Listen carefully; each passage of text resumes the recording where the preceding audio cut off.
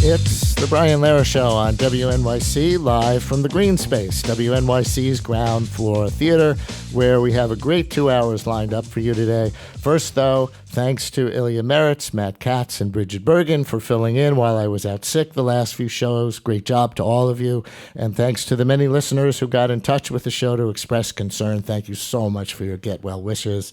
And yes, I really got socked by some kind of cold virus that's going around. What a sore throat for most of the last week. I will spare you the details, but as someone who's been lucky to get sick very rarely, I definitely was reminded how much we take good health for granted when we are healthy. And as you can hear, I'm not 100%, but almost all the way back, and I think good enough to be here today. So great to be back.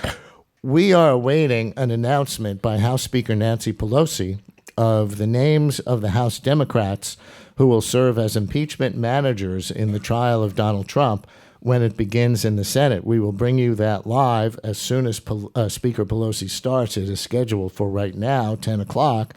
With us for this coverage is Princeton historian Julian Zelizer, also a CNN political analyst and author of many books, including his latest, Fault Lines, A History of the United States Since 1974. Please welcome to the Green Space, Professor Julian Zelizer. Thank you. Thanks for having me. So what do you see as the strategy and the politics of who the House managers are? Well, some of this will be predictable. It will be the chair, at least of the chairs of the committees, Congressman Schiff and Nadler. But I do think that the Speaker wants to showcase what the Democratic Party is about.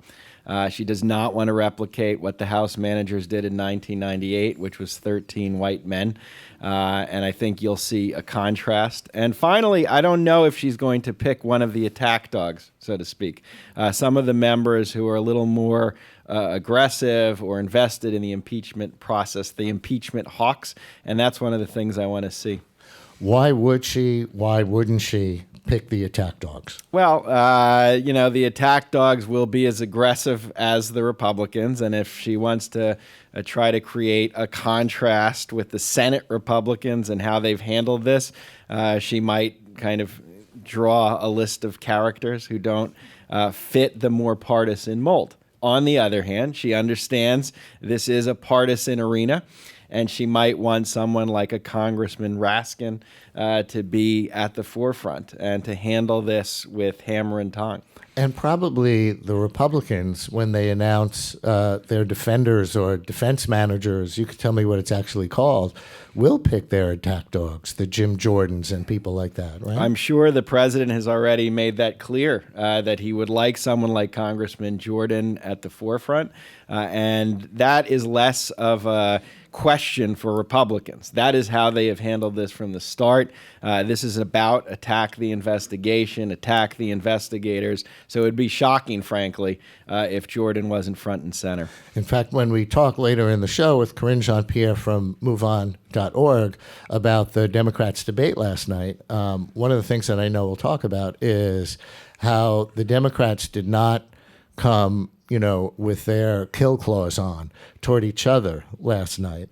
And I heard some people on cable TV criticizing that this morning by saying, look, Trump at the same time was out there accusing the Democrats of treason at a Trump rally last night. So if you don't come ready to shoot to kill, politically speaking, then you're not going to be ready to take on Donald Trump. So it's a similar kind of calculus that Pelosi is weighing?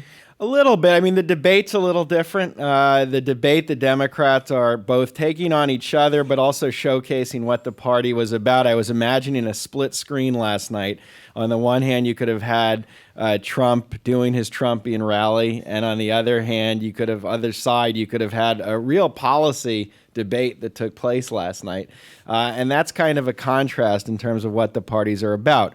But in terms of the impeachment, I think Pelosi's strategy has been not to go where the Republicans go and to let the facts drive public opinion and to let the facts drive the story. And so far, she hasn't changed a single Republican mind, but she certainly has left President Trump in a much worse place than he otherwise would be as an incumbent with a decent economy. You said Pelosi wouldn't want the managers to be all white men. Also, I imagine she would want people from the Midwest because so many of the prominent faces on the Democratic side of the House who we've seen are Adam Schiff from California, Jerry Nadler from New York, etc. Absolutely. Remember, this all started when that group of Democrats who were moderates from swing districts, national security Democrats, wrote that piece in the Post calling for impeachment.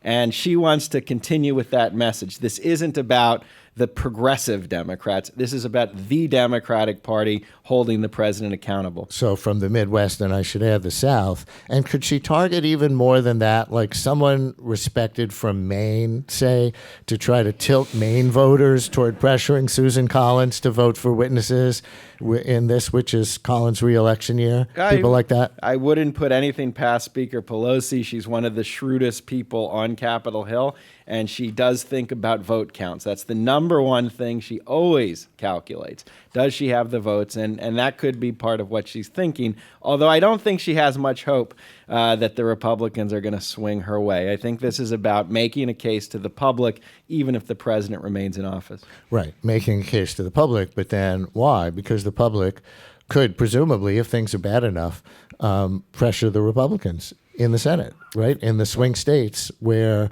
those senators happen to be up for re-election.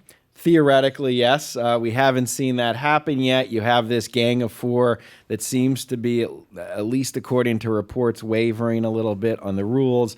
I still doubt any of their votes are up for grabs in the final vote, meaning not procedure and witnesses, but whether to remove the president. What do these managers actually do in the Senate trial? They'll make the case. If you remember, those of you who remember 1998, they present everything that has been put forward, not just in the public hearings, but they can bring other sorts of documents like the data dump that we had last night. And they have to convince the senators, but also the court of public opinion, that this is not just a president who's done bad things, but a president who should no longer be in office. And there's a bit of drama and theater in terms of what they have to do. Another part of the ritual today is that the House sends the articles of impeachment to the Senate physically in wooden boxes. That's very 20th century, maybe even 19th century with the wood. 20th century, they'd send them in plastic boxes. Today, they would just, text them. Is the physical delivery just ceremonial? It is ceremonial, but it's a relevant ceremony. This is a big deal, and we do forget that. This is the House majority essentially bringing over a case that the President of the United States, elected in 2016, should not continue with this job. And so sometimes I think formal ceremonies like this, steeped in tradition, steeped in the past, can help remind us of the weight of what they are doing and what they are asking for. Mitch McConnell says the trial will begin in earnest next Tuesday, the day after the Martin Luther King holiday. They have a 3-day weekend in the Senate. Why the 6-day gap between today and Tuesday? I thought there was some kind of rule about starting the next day after the articles are delivered. There's a lot of room in terms of what the Senate wants to do. This is the thing about impeachment that people are always surprised is how much leeway the Senate has and the House has in how this all happens. And so I don't know exactly what McConnell is thinking in terms of the delay. I think he wants to sort out... A lot of people don't know what McConnell is thinking. Well, the first vote that really has to take place is on the rules. And I think he's trying to sort out this potential problem with Collins et al. About whether and when witnesses should be called. When the Senate had a trial for Bill Clinton, these deliberations took place privately in the old Senate chamber, and ultimately there was a unanimous vote on the rules. Okay, I'm being told by the control room that cameras are clicking there in the House of Representatives, and we're going to go any second to Speaker Pelosi. I can't see a video feed, so all right, here we go to Speaker Pelosi. It's a very important day for us. And as you know, I reference temporal markers that our founders and our poets and others have used over time to place us in time, to emphasize the importance of time, because everything is about time, how we use it, how we mark it. And today is an important day, because today is the day that we name the managers, we go to the floor to pass the resolution to transmit the articles of impeachment to the Senate, and later in the day, when we have our engrossment, that we march those articles of impeachment to the United States Senate. As I've said, it's always been our founders, when they started, when in the course of human events it becomes necessary, when. Abraham Lincoln 7 years ago. Thomas Paine, these are the times that try men's souls, the times that found us. Again and again, even our poets. Longfellow, remember, listen, my children, and you will hear the midnight ride of Paul Revere on the 18th of April in 75. Hardly a man is now alive that remembers that famous day and year. It's always about marking history using time. On December 18th, the House of Representatives impeached the President of the United States. An impeachment that will last forever. Since December 18th, there have been comments about when are we going to send the articles over. Well, we had hoped that the courtesy would be extended, that we would have seen what the process would be in the Senate. Short of that, that time has revealed many things since then. Time has been our friend in all of this, because it has yielded incriminating evidence, more truth into the public domain. Since we passed the articles, on December 20th, 2 days later, new emails showed that 91 minutes after Trump's phone call with President Zelensky, a top Office of Management and Budget aide asked the Department of Defense to hold off on the Ukraine aid. On December 29th, revelations emerged about the OMB director and acting chief of staff Khomeini's role in the delay of the effort by lawyers in the administration to justify the delay, and the alarm. This is very important, that the alarm that the delay time caused within the administration. On January 2nd, newly unredacted Pentagon emails, which the House subpoenaed and the president blocked, raised serious concerns by the Trump administration officials. They were concerned about the legality of the president's hold on the aid to the Ukraine. On January 6th, former Trump National Security Advisor John Bolton said he would comply with a subpoena to testify, and that he has new relevant information. On January 13th, reports emerged the Russian government hacked the Ukrainian gas company Burisma as part of their ongoing effort to influence U.S. elections in support of President Trump.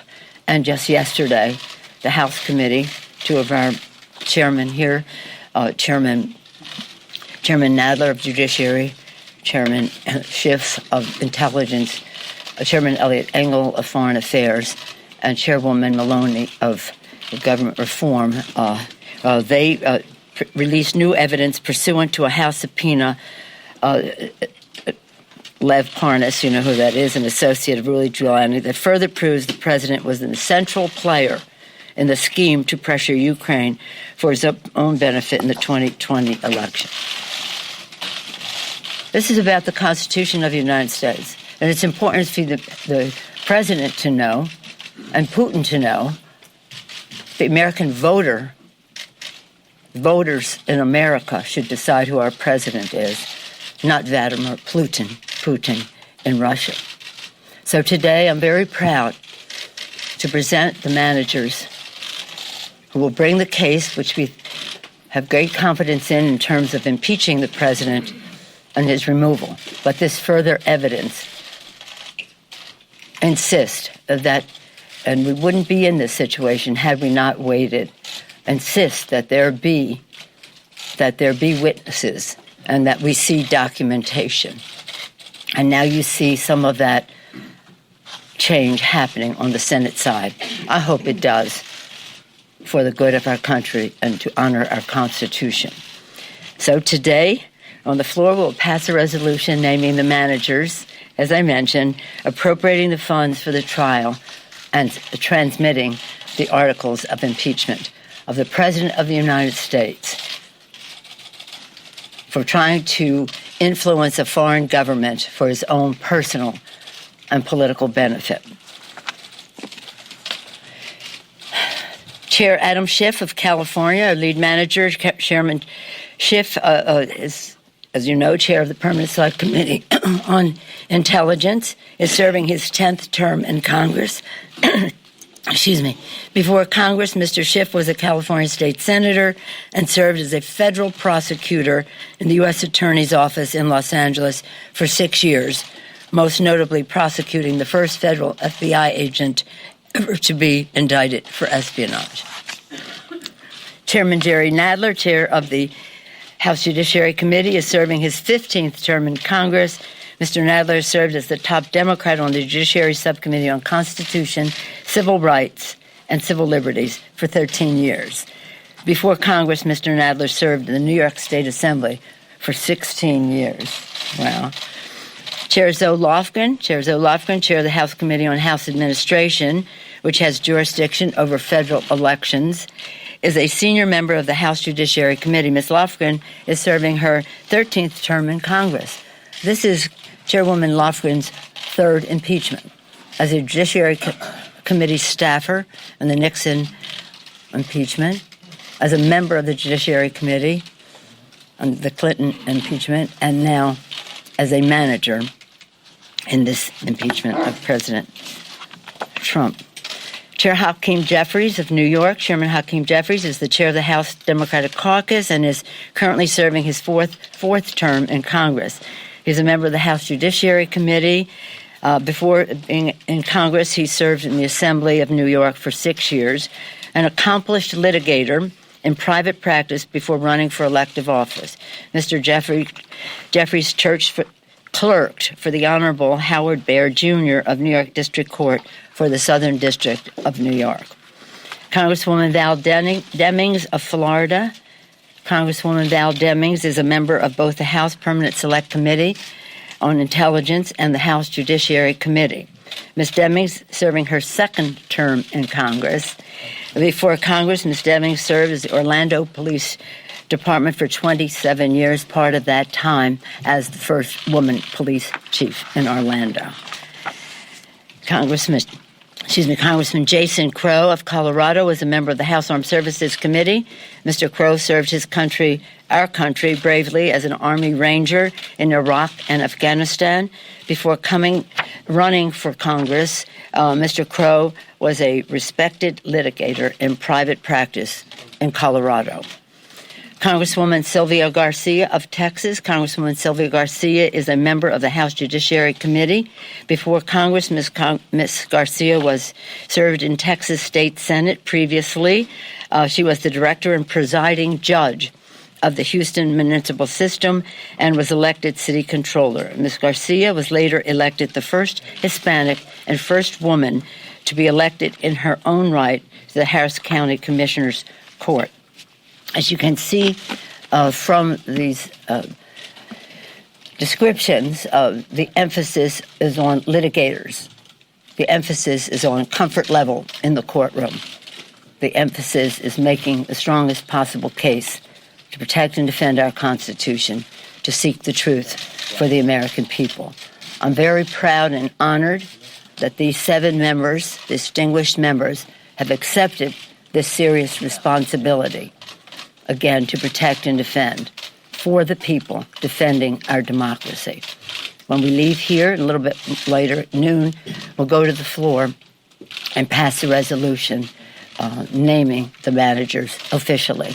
But I wanted to say more about them here and to say that the decision to come down in favor of litigators is necessitated by the clear evidence that we should have witnesses and we should have documentation, and we have to make the strongest prosecution, not only of our very strong case, but of all the information that has come forth since. We're going to take a few questions. Speaker Pelosi. Yes, sir. If time has only strengthened your case, why did you rush to have a vote before Christmas? And, Mr. Chairman, why hold only public hearings for just 2 weeks? Well, couldn't you stretch this out longer in order to get this more information that you considered as only bolstered your case? Well, I'll yield to the distinguished chairman, but I will say that we had a strong case for impeachment of the president and removal for the president. Anything more would be in terms of where we go in the Senate, and I'll yield to the chairman. We've always felt a certain urgency about this impeachment, given that the president was trying to get foreign help in cheating in the next election. But as soon as we did take up and pass the articles, Mitch McConnell made it clear that he didn't want a trial in the Senate, that he didn't want to hear from witnesses, that he didn't want documents. And this time has given us the ability to show the American people the necessity of a fair trial, to expose the degree to which McConnell is working hand in hand with the subject of the impeachment, the president, to essentially turn what should be a trial into a sham. And that time has been, I think, very effective in not only bringing new evidence to light, and the evidence was already overwhelming, but also forcing senators to go on record. Do they want a fair trial, one that's fair to the president, but also fair to the American people, or are they going to participate in a cover-up? So I think it's been very effective, and as you've seen, additional evidence continues to come to light that not only has bolstered an already overwhelming case, but has also put additional pressure, I think, on the Senate to conduct a fair trial. And the last thing I'll say is Mr. McConnell has taken to saying that the Senate should only consider the closed record that comes from the House. And as if what the Senate is not a trial, but an appeal from a trial. But, of course, the Senate, the framers had in mind a real trial with witnesses and evidence. And if McConnell makes this the first trial in history without witnesses, it will be exposed for what it is, and that is an effort to cover up for the president. Finally, some have suggested, as part of your question, why didn't we wait to get more testimony? Well, we have sought McGahn's testimony, Don McGahn, the president's lawyer, since April of last year. We still don't have a final court judgment. So, yes, we could have waited years to get testimony, further testimony from all the people the president has been obstructing. But essentially, that would completely negate the impeachment power. That is, allow the president, by virtue of obstruction, to prevent his own impeachment. And that was an unacceptable course, particularly when the whole object of the president's scheme was to cheat in the election, which is the ordinary mechanism for dealing with a corrupt presidency. Mr. Chairman, let me just say, I was very discouraged to see Mitch McConnell sign on to a resolution dismissing the case. That, to me, dismissal is cover-up. Dismissal is cover-up. Do you want to speak to that, Jerry? Let me add to that. There is an overwhelming case, beyond any reasonable doubt, that the president betrayed the country by withholding federal funds appropriated by Congress, breaking the law in doing so, in order to extort a foreign government into intervening in our election to embarrass or to try to embarrass a potential political opponent of his. There's overwhelming evidence of that. We couldn't wait because, some people said, well, let the election take care of it. He's trying to cheat in that election. So it is essential that we bring this impeachment to stop the president from trying to rig, from rigging the next election, from conspiring with a foreign government, as the Russian government attempted to rig our last election. The evidence is overwhelming. The latest evidence with Parnas and Giuliani makes it even more so. It made sense to wait a while as the more evidence piled up, but we have to proceed because the integrity of the election is at stake. Let me add one other thing. This is a test of the Constitution. The president's conduct violates the Constitution in every single way, trying to rig an election, stonewalling the Congress, is saying no one may testify because I can have a cover-up despite Congress. but it's a test of the Constitution now. The Senate is intended by the Constitution to conduct a fair trial.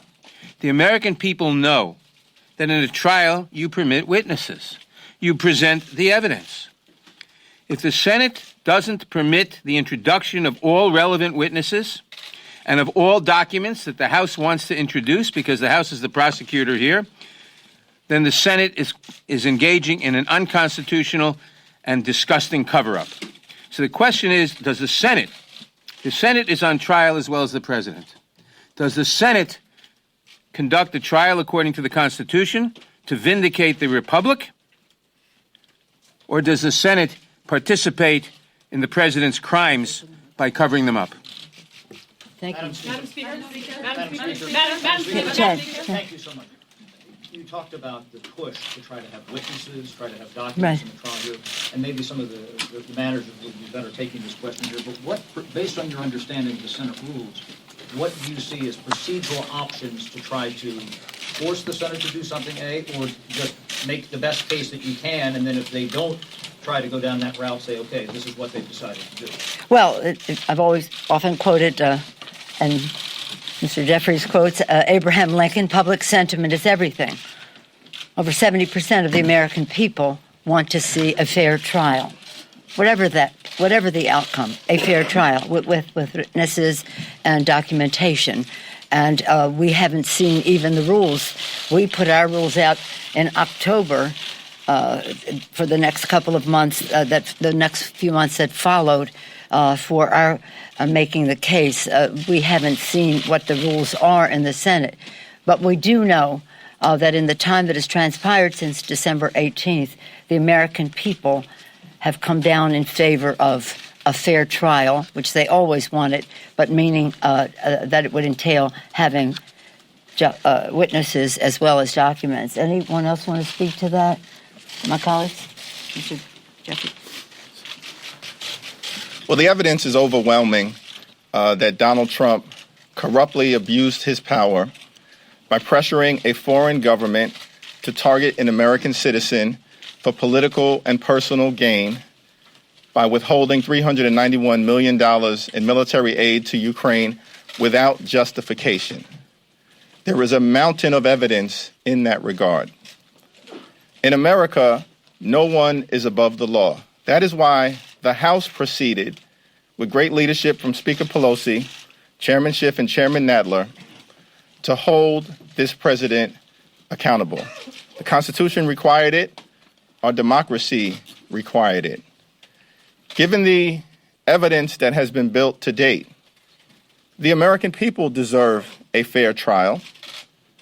Our democracy deserves a fair trial. The Constitution deserves a fair trial. So we're going to simply follow the facts, apply the law, be guided by the Constitution, and present the truth to the American people. Speaker Pelosi has given us the space for the American people to weigh in over the last few weeks, which has led at least 4 senators, which is the magic number, to publicly indicate that in their view, a fair trial does include the presentation of documents and the presentation of witnesses. We certainly hope that is what will take place. Mr. Speaker, can I just add, if I could just add really quickly onto this, and I thank Chairman Jeffries. I just want to underscore the importance of documents because we spent a lot of time talking about John Bolton and other witnesses. Witnesses may tell the truth and witnesses may not tell the truth. Documents generally lie. And in the documents that we submitted to the Judiciary Committee just last night, you see the importance of documents. Because included among the Parnas documents we obtained is a letter from Giuliani trying to set up a meeting with the President of Ukraine, Zelensky, to discuss a particular matter. Of course, we know that matter is the investigations that the President wanted Ukraine to undertake of his political opponent. There's been speculation from time to time maybe the President or his allies will throw Mr. Giuliani under the bus. That letter makes clear that Giuliani, in his own words, is acting at the behest and with the knowledge and consent of the President. There is no fobbing this off on others. The President was the architect of this scheme. These documents are important. We have only obtained a very small sample of the universe of documents that the president is withholding. If Mr. McConnell wants to follow the Clinton model, as he keeps professing, all of the documents were provided before the trial. Those documents should be demanded by the senators. If the senators want to see the evidence, they should demand to see the documents and not participate in an effort to stonewall or cover up the president's misconduct. And witnesses. All right. With Chairman Adam Schiff there, we've been listening to live coverage of the announcement of the House Democratic managers for the impeachment trial of Donald Trump to come in the Senate. I'll read the list of names again. Few names compared to how many there were for the Clinton impeachment back in the 90s. Speaker Pelosi announced Chairman Adam Schiff, whose voice we heard there at the end, Democrat from California, Chairman of the House Intelligence Committee, also the House Judiciary Committee Chairman Jerry Nadler, Congressman Hakeem Jeffries of New York, Sylvia Garcia of Texas, Val Demings of Florida, Zoe Lofgren of California, and Jason Crow of Colorado. Still with us is Princeton historian Julian Zelizer, also a CNN political analyst and author of many books, including his latest Fault Lines, A History of the United States since 1974. And boy, do we have some fault lines today. What do you think of that list?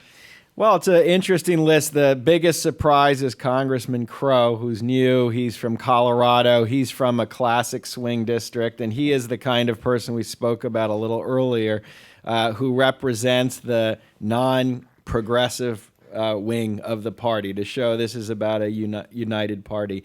The rest of the list are some of the most formidable figures from Nadler and Schiff to Lofgren, who has a lot of gravitas in terms of how she thinks about impeachment. And it is more diverse.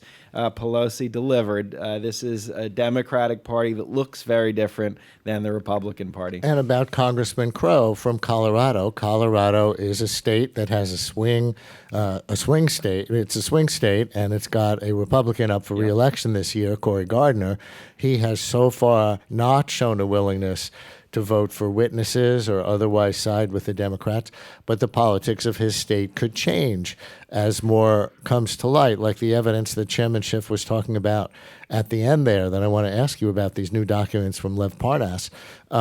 But, you know, if Jason Crow is popular in Colorado and he makes a good case, maybe in Colorado there's going to be more pressure on Cory Gardner, who could matter a lot. That's exactly right. The Democrats, Pelosi and Schiff, were very clear in terms of why they waited. And they offered an explanation, she did in her statement, which was really interesting, about how do you use time and how time is an asset in congressional politics. And basically what she said is by waiting, we have allowed more evidence to come forward to show just how bad the situation is, and at the same time to expose what Senate Republicans were about to do, which was essentially just to push this aside. And now there is more pressure on Senate Republicans, and the magic number of 4 has emerged of Republicans who want, at least from what we're hearing, some kind of process that resembles a trial. And so Gardner, Crow, Colorado, those swing states and swing districts, that's what's on Pelosi's mind. Did you see these newly released documents from indicted Giuliani associate Lev Parnas, or the reporting on them, including a note from Rudy Giuliani seeking a meeting with President Zelensky back in May about announcing a Biden investigation, presumably, and Rudy says he is acting with the consent of the president as his personal lawyer. Is this new? Well, it's not totally new, but it certainly confirms the worst parts of the story that have come out. From the documents I've seen, it's once again, there is more evidence. And as the evidence come out, it only confirms the case that the Democrats put together. So that note is just more explicit rhetoric from Giuliani about what was going on. And then, of course, there's other documents, including the threats and intimidation and surveillance of the ambassador, which I think have been quite shocking, and people are trying to process. Have we entered a world of House of Cards in real life all of a sudden? Right. There's this guy, Robert Hyde from Connecticut, who I guess ran for Congress unsuccessfully last year as a Republican. Connecticut's delegation now used to be a little bit of a diverse state, red and blue, Connecticut. Now their entire congressional delegation is Democrat, and this guy ran unsuccessfully. But oh my goodness, his use of the B word to describe Ambassador Yovanovitch over and over again, and other things like that in communication with Parnas, what does it mean? Yeah, and this is not, just a quick reminder in presidential history, all of this is not normal. This isn't, what you expect, and, oh yeah, this happens all the time. And so as you read through this, which is, I think, what Speaker Pelosi is trying to say as she announces that this is a serious situation, and she's arguing that the House had this constitutional obligation, regardless of the politics, to act. And these documents from last night, I think for many Americans will confirm what's going on. And as she said, public sentiment is now on her side in terms of what Americans think in terms of the kind of process that's needed. Right. And a third thing in there is an exchange between Parnas and Yuri Lutsenko, a former prosecutor in Ukraine, which basically says Lutsenko is saying to Parnas, if you can't get Ambassador Yovanovitch fired, then I can't release charges against the Bidens that people will believe. So there's another wrinkle of quid pro quo. But in a way, this advances the story, and in a way, maybe not, because talk about things that are normalized.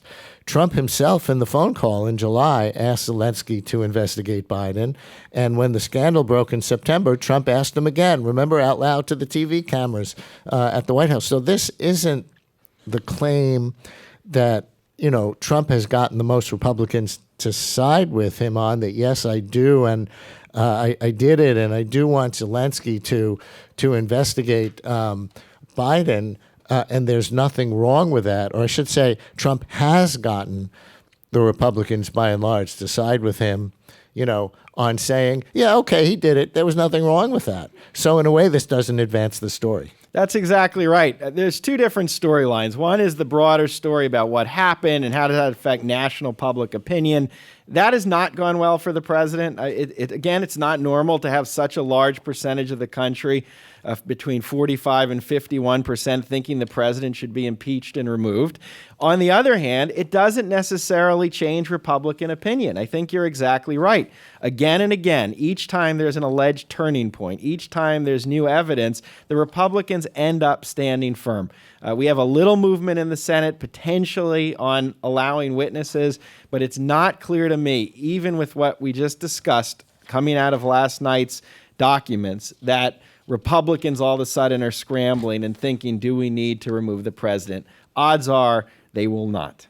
So the boxes of the articles of impeachment get delivered today in wooden boxes. McConnell says the trial will begin in earnest next Tuesday. What are the first things that the Senate does then? Well, the first thing they have to do is make a decision on the rules of how this will proceed in terms of witnesses, in terms of other matters of process. And I don't know if they're going to do this behind closed doors as took place in 1998 or do it more in public. In 98, Trent Lott and Tom Daschle were able to reach a bipartisan consensus. It was unanimous in terms of the rules moving forward. I can't imagine Schumer and McConnell have that kind of rapport, but we will see.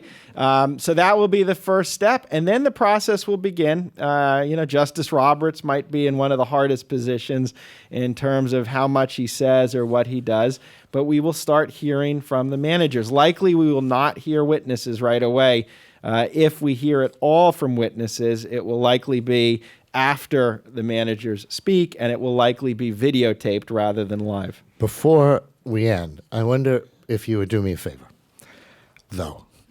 I printed out, whoever thought the word though by itself would be a lifeline. I printed out the actual oath that the senators take before an impeachment trial begins. Would you read this for everyone? Sure. I solemnly swear or affirm that in all things appertaining to the trial of Donald Trump, now pending, I will do impartial justice according to the Constitution and laws, so help me God. Senator Zelizer, you are now sworn in. But I would like to hear from witnesses. Case closed. That term, impartial justice, that you emphasized as you were reading it, is it legally binding in any way if people like McConnell are saying they're really just trying to help the president win? Well, like with everything in the impeachment process, I think that's an open-ended question. I'm not sure what happens if they don't follow this. That's always the question with this process. And I think what Republicans have learned again and again, if they don't follow the strict letter of the law, if they are willing to stretch procedure and process, they can get away with it. And that's what we have learned in the Trump era. Please thank Princeton historian Julian Zelizer. Thank you. Thank you very much.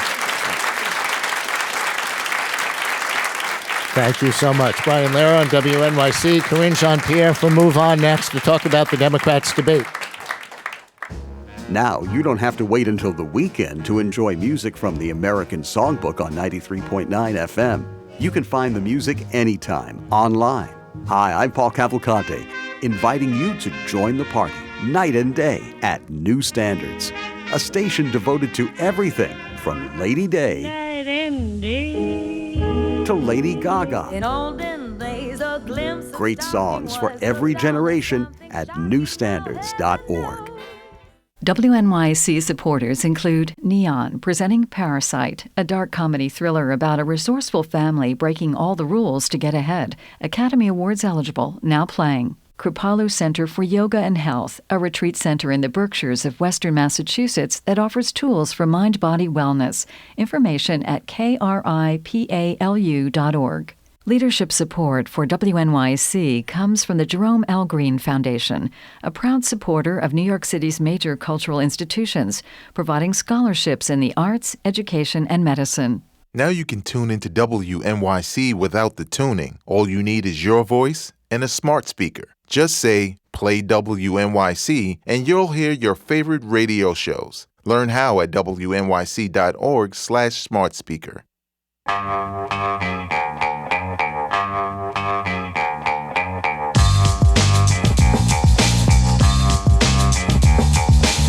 It's the Brian Lehrer Show on WNYC, live from the green space today. And listeners, when we're in the green space, you can watch us do the show as well as listen as we stream live video.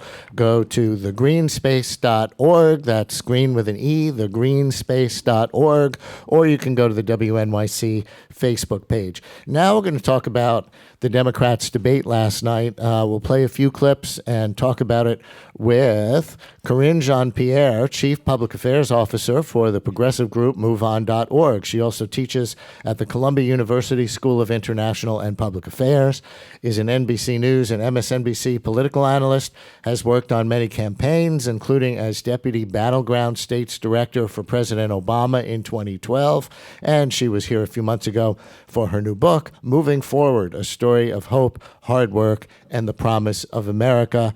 Corinne, great to have you back. Please welcome Corinne Jean-Pierre to the Green Space. Thanks, everybody. Thank you.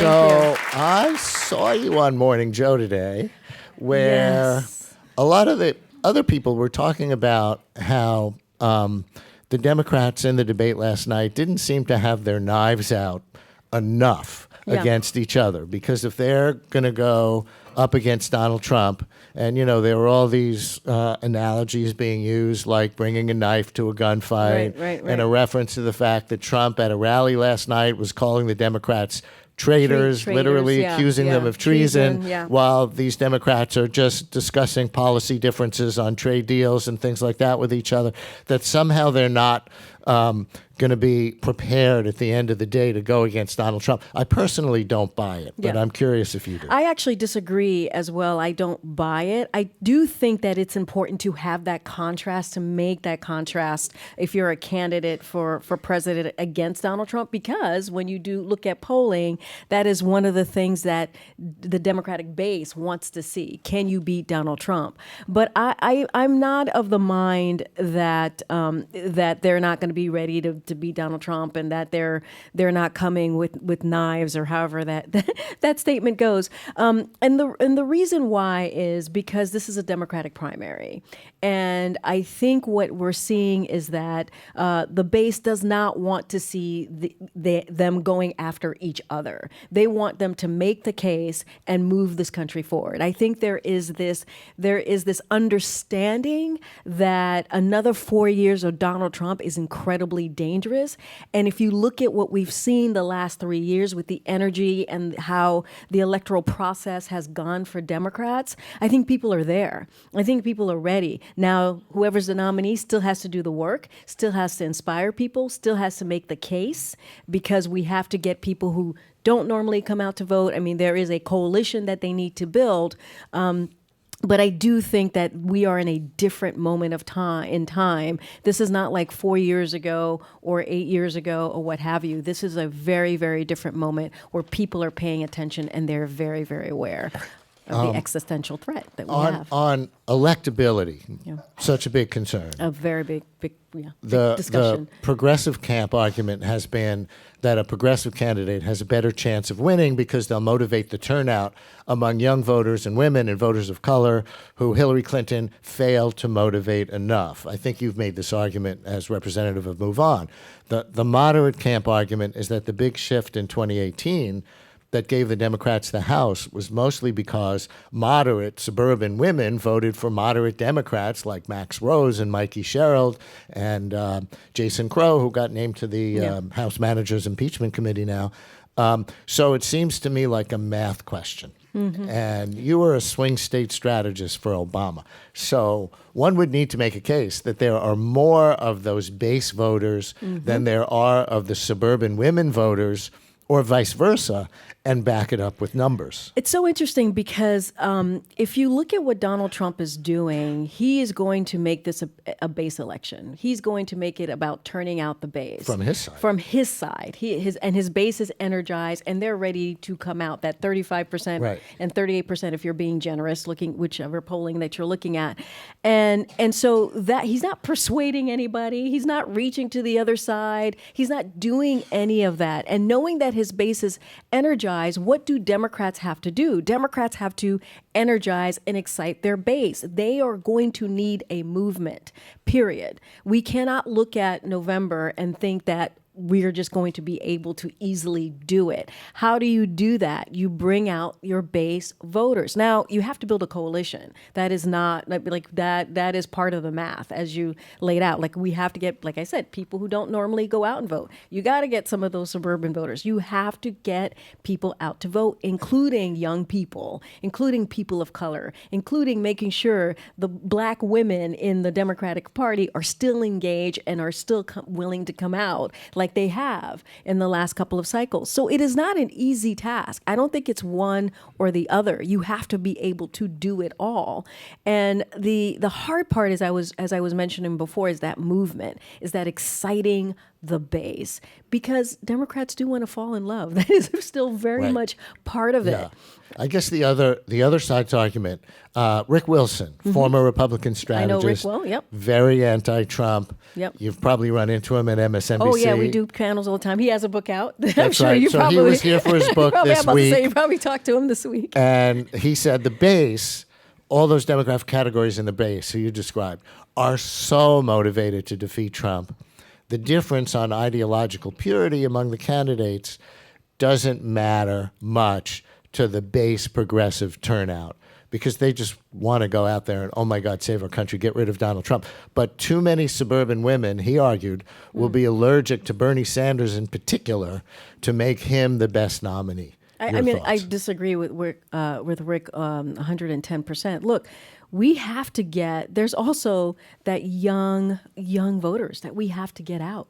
Like that is, I mean, when you look at the last Democrat who was successful in winning the primary and the general election, not once but twice, it was Barack Obama. How did he do that? He created a coalition that included young people. And right now, if you can't engage or excite young people, you are not going to win. If you can't engage people of color, you are not going to win. If you can't get young, unmarried white women, you are not going. I mean, you have to have that whole entire coalition, Right. and it's not one or the other. And so I totally disagree. One of the things about Obama that was so unique in 2008, less so in 2012, was that his coalition was both the progressives who liked him because he was more progressive than Hillary Clinton, and all these moderates who liked him because he was, there's no red America, no blue America. Right, because of the all speech, of that stuff. There were two people Americas, deciding, remember the early primaries in 2008? There were people in states where you don't have to be registered in a party who were deciding, well, do I want to go and vote for John McCain, this great moderate, on the Republican side, or do I want to go and vote for Barack Obama, this great moderate, on the Democratic side? Presumably a Sanders or a Warren isn't going to excite that. But I'll add something else that was going on at the time. The economy was tanking, right? George W. Bush was incredibly unpopular at the time. And so you had the other party that was just tanking. And so it hurt John McCain. And so I think that's part of the moment. Looking at what is happening at this moment also plays into what's going to happen to the nominee, what's going to happen as we get further and further in this 90-day period of this primary, which will tell us who, and maybe we know before 90 days who's going to be the nominee. But I think also the climate, the political climate will also play a big role in this. Yeah, those are great points. You mean what happens between now and November? We do not know. And the economy was a big thing in 2008. And the coalitions are not what the pundits might have expected them to be at the beginning of this election season. I think we're seeing, confirm this if you think it's true, that let's say the Warren coalition looks more like the Buttigieg coalition than it does like the Sanders coalition. And the Sanders coalition, with a lot of white working class Democrats, looks more like the Biden coalition than a lot of people thought it would have. It's a very interesting bucket.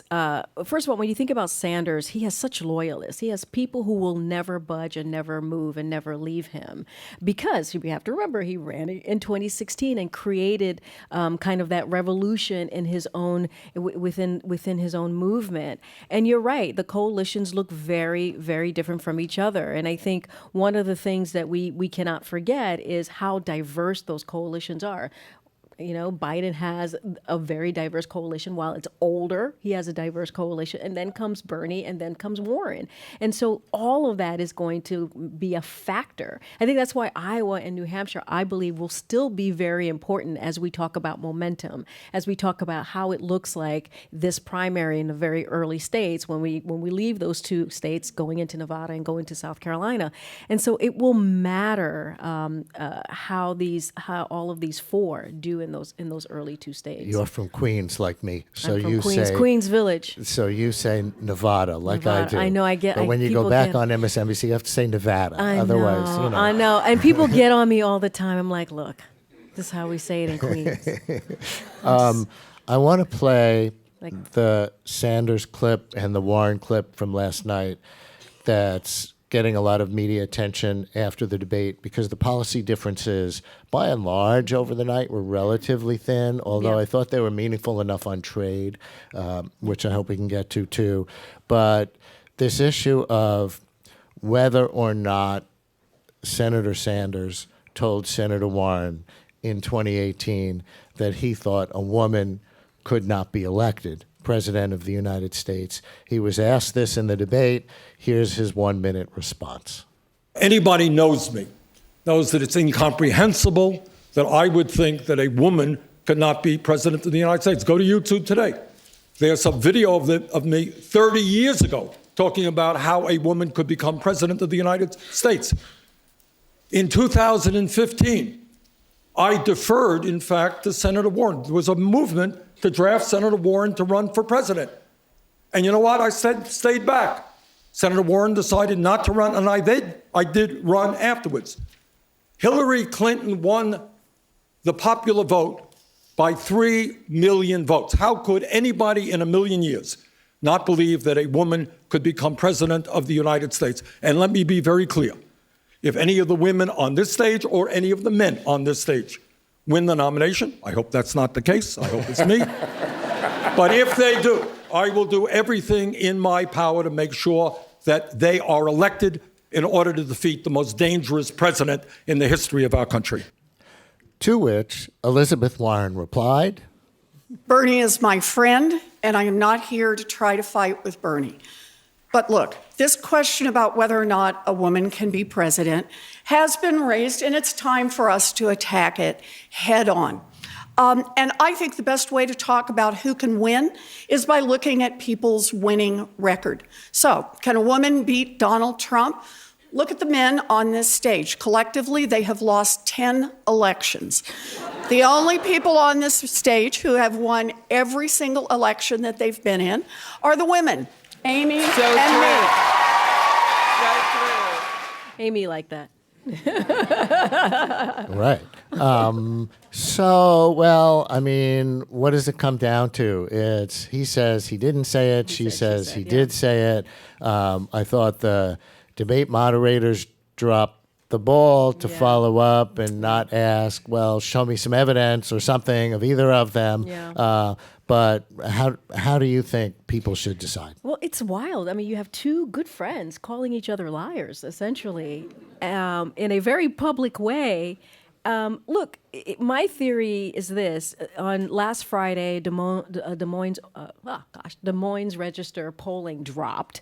It's the Gold Star polling in Iowa. It happened on Friday at 5 p.m. And after that poll dropped, the knives came out. Basically, that poll says it is essentially a four-way tie with Bernie Sanders at the top of that number, but they're in kind of a statistical dead heat. And so the game is on. We are 20 days before Iowa caucus. They understand that they need that Iowa win in order to help them get that New Hampshire win, in order to get that momentum. And I think this is kind of part of it, because this weekend, that's when you saw, Bernie's folks go negative. Then you saw Elizabeth Warren, as we just listened, with her comments about this private conversation. And so, but I have to say, last night, what I do think that they tried to tamper it down. They knew the question was coming, and they basically said, well, I'm not going to attack her, or I'm not going to attack him, but this is what I think. And I think that Elizabeth Warren had a great response. She took it beyond the question and talked about something that has been kind of underneath of this primary, which was 2016, about can a woman win? Can women win a presidential? Which the answer is yes, she can, because Hillary Clinton won by 3 million votes, so she technically won the popular vote. We just have this 270 electoral. Anyway, we have this whole electoral college thing, but that, I think that was something that has been out there since 2016, and I think she knocked it out the park by her answer. And I think Bernie did a good job as well. I'm going to play one more clip before we run out of time. I know you have to go.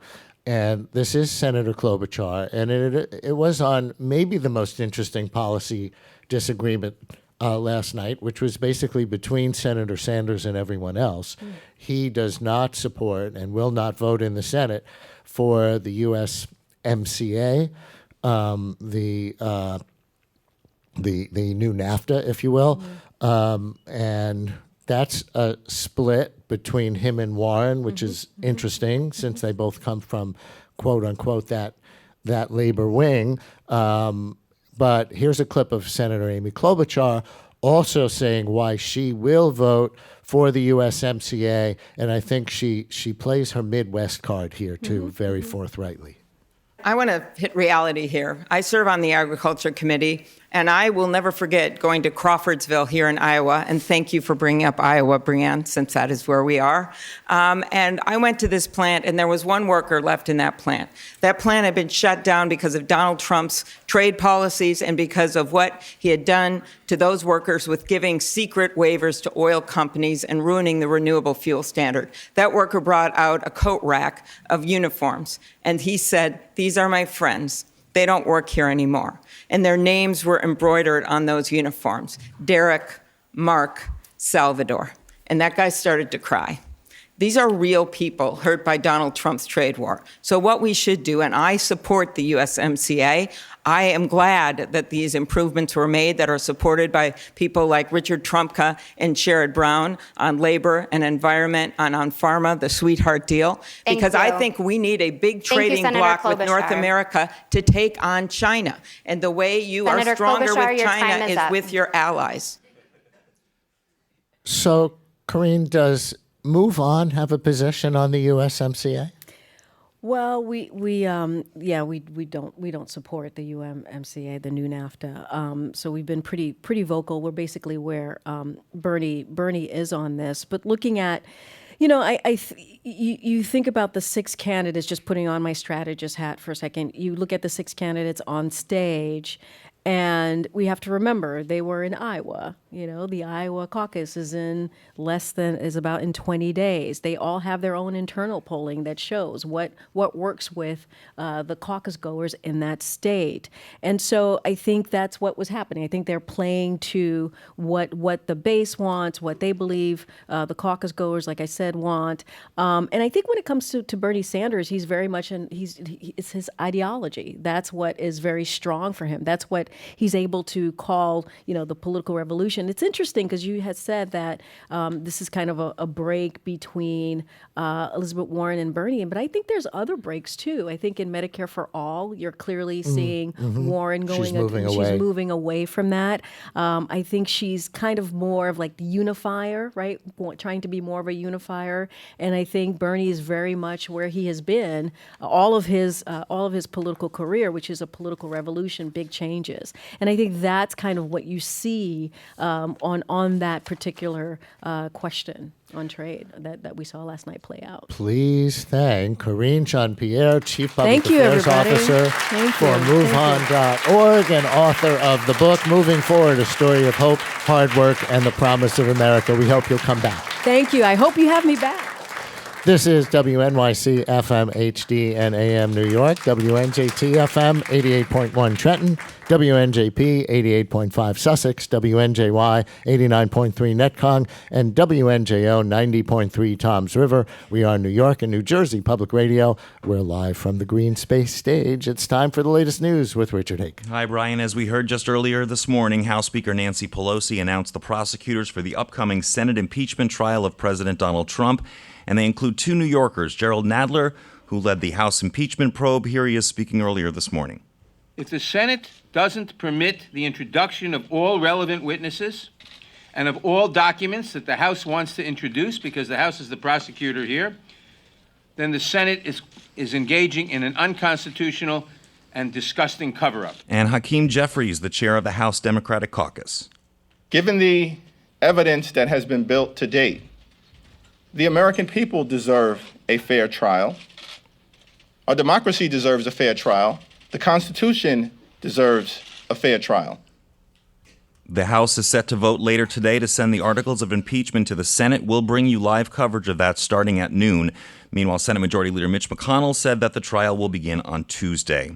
Iran's president is warning that European soldiers deployed in the Mideast could be in danger after Britain, France, and Germany challenged Tehran over breaking limits of the nuclear deal. Hassan Rouhani made the comment today during a televised cabinet meeting.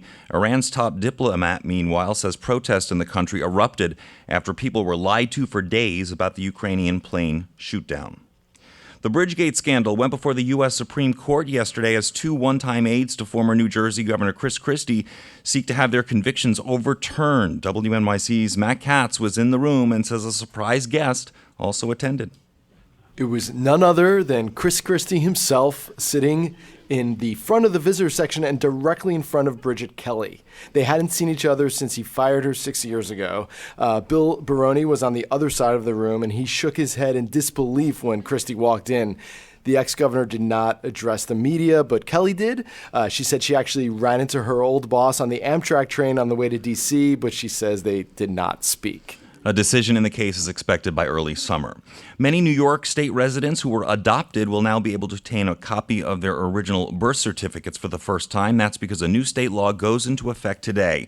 Tim Monty Walpat is the state's representative of the American Adoption Congress, one of the groups that lobbied for the change. He says getting his birth certificate will make him feel whole. It's going to be about that sort of acknowledgement and that sense of completeness that I'll feel as a New York citizen. It's going to be a very special thing.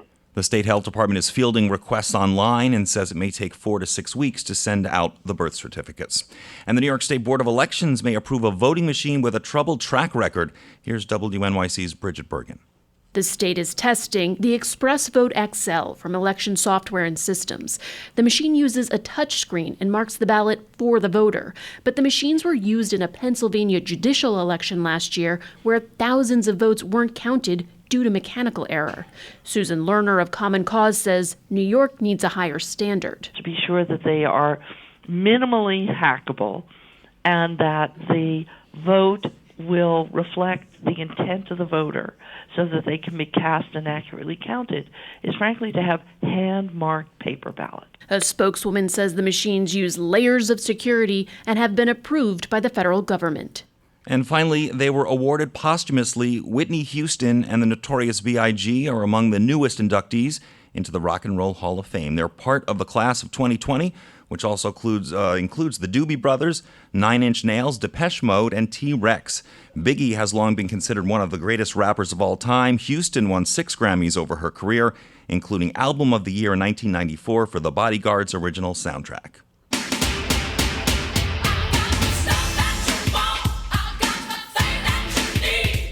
An induction ceremony takes place in May.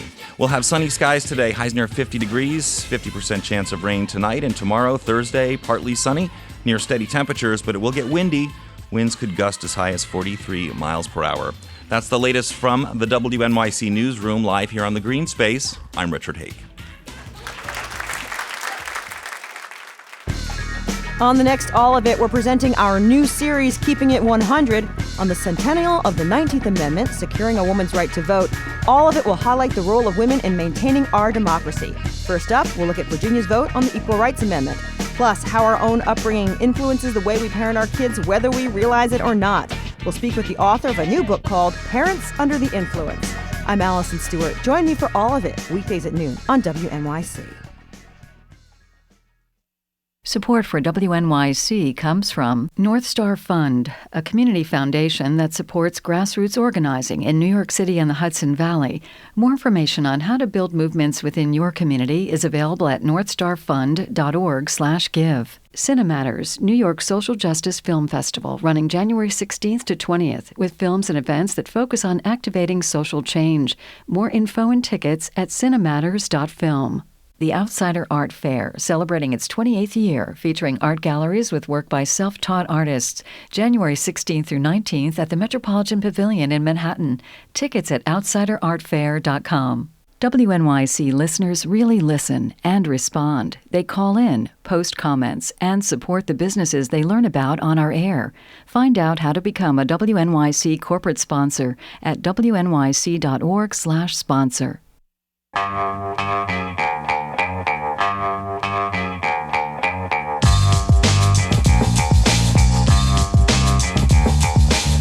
It's the Brian Lehrer Show on WNYC. Good morning, everyone. Again, live from the Green Space with a great audience. We have filled up the Green Space with Brian Lehrer Show listeners and others who were maybe just straggling down Varick Street at 9:45 and had nothing to do. Thank you all very much for coming in. We're going to talk to Nicholas Kristof and Cheryl Wu Dunn in just a second. I just want to tell everybody listening that when we are in the Green Space, you can watch the show as well as listen because we stream live video from here. We have the technology to do that. in the green space, which we don't in our regular studios. So if you want to watch us, and Nick Kristof, that guy I read in the Times, here's what he looks like. Just go to thegreenspace.org. That's green with an E at the end, thegreenspace.org, or you can go to WNYC Facebook page as well, where we are also streaming. I want to thank everyone again as well for all your good wishes while I was out sick the last week. One thing that I learned is that everyone has a remedy. Someone said, take a vow of silence for 24 hours like a monk for your sore throat. A couple of people said, get a vaporizer. Someone recommended Cepacol.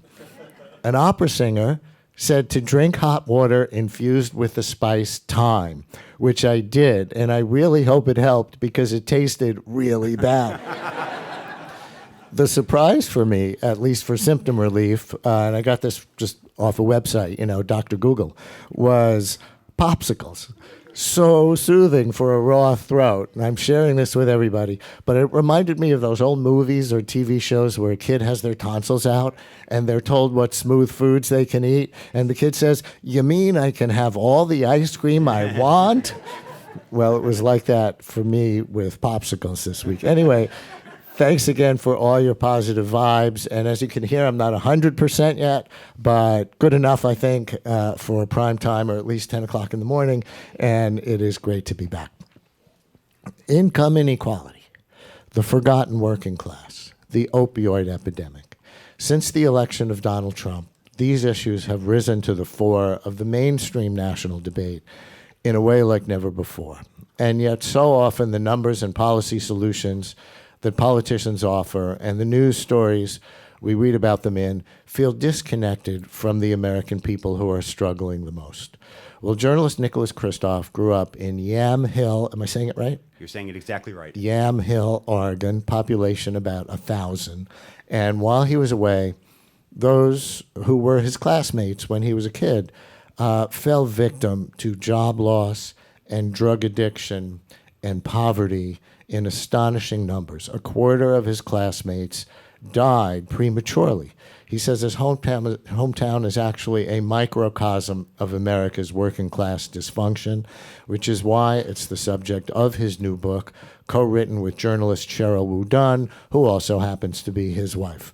Their new book is Tightrope, Americans Reaching for Hope. And I'll just say, for those of you who don't know, their publishing background and journalistic background, that in 1990, Cheryl and Nicholas became the first married couple to receive a Pulitzer Prize for journalism for their reporting on the Tiananmen Square protests and massacre, and they've been writing and researching together since. Welcome back to WNYC. Thanks for having us. Great to be with you.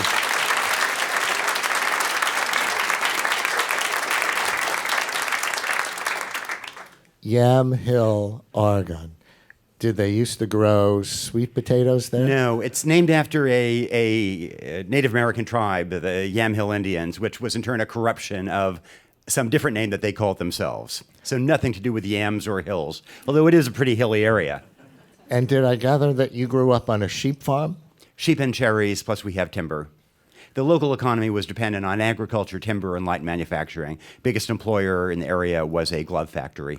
And how'd you wind up getting interested in journalism and a lot of the international-based journalism you do growing up there?